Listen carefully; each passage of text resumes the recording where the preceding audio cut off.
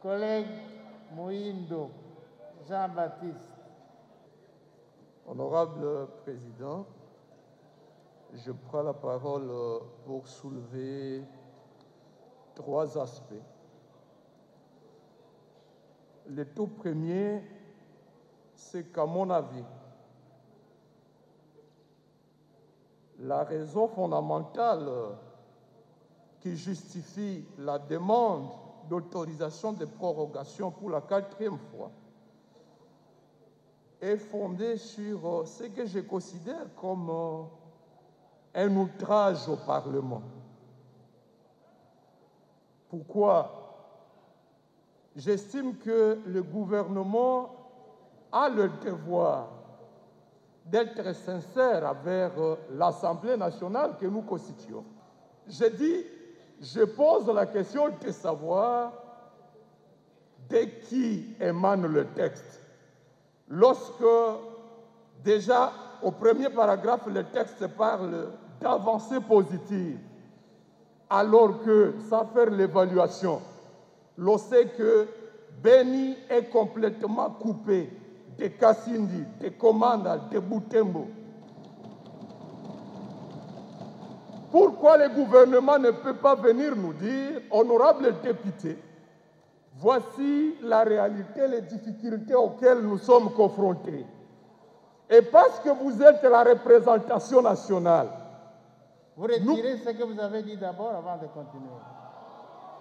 Honorable Président, avec toute humilité, s'il faille retirer, même sans être convaincu,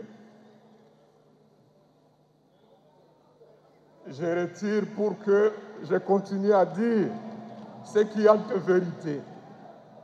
Je voudrais dire ceci, que le tout premier paragraphe devrait refléter la sincérité, parce que, en parlant des avancées positives qui justifient une 4e prorogation, c'est une insulte à ces populations de Masisi. Les seules avancées positives qu'il y a, c'est à terme de tracasseries dans les perceptions des taxes de Bunia à Masisi.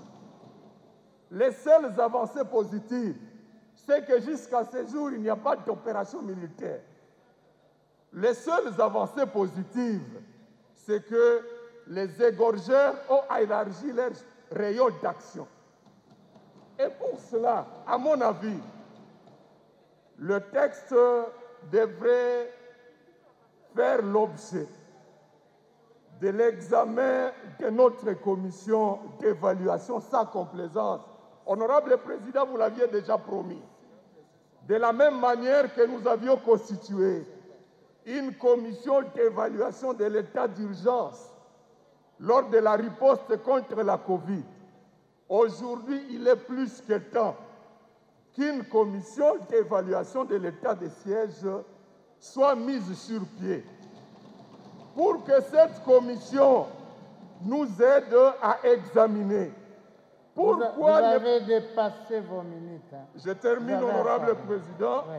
Je disais que la commission pouvait examiner, étant donné les difficultés réelles, est-ce qu'il ne faille pas circonscrire l'état de siège au seul territoire de Beni et de Irumu et lever l'état de siège pour l'ensemble des entités? Parce que les opérations militaires nécessitent la collaboration de la population à travers les élus que nous sommes, y compris les élus provinciaux. Or, à ce jour, il y a un fossé entre la population et les autorités militaires. Parce que pour les militaires, on intimide même nos collègues députés provinciaux. Ils ont des informations de terrain, mais les autorités militaires ne sont pas disposées à les écouter, à les recevoir. Conséquence, il y a coupure des renseignements, il y a coupure des collaborations et la population se pose la question de savoir quels sont les motifs pour lesquels nous allons continuer à proroger. J'estime donc, honorable Président, citez collègue, s'il vous plaît. Vous voudriez bien honorer votre engagement solennel d'après lequel nous devrions avoir une plénière d'évaluation de l'état de siège, et cela, si une commission ad hoc est constituée pour y travailler de manière rationnelle, eh bien, avant que le gouvernement ne revienne pour une 5e prorogation, nous devrions avoir fait notre propre religion. Collègue, vous citez, s'il vous plaît. Honorable Vous n'avez Président, plus du temps. je vais citer par là avant de revenir sur l'examen du texte. Merci.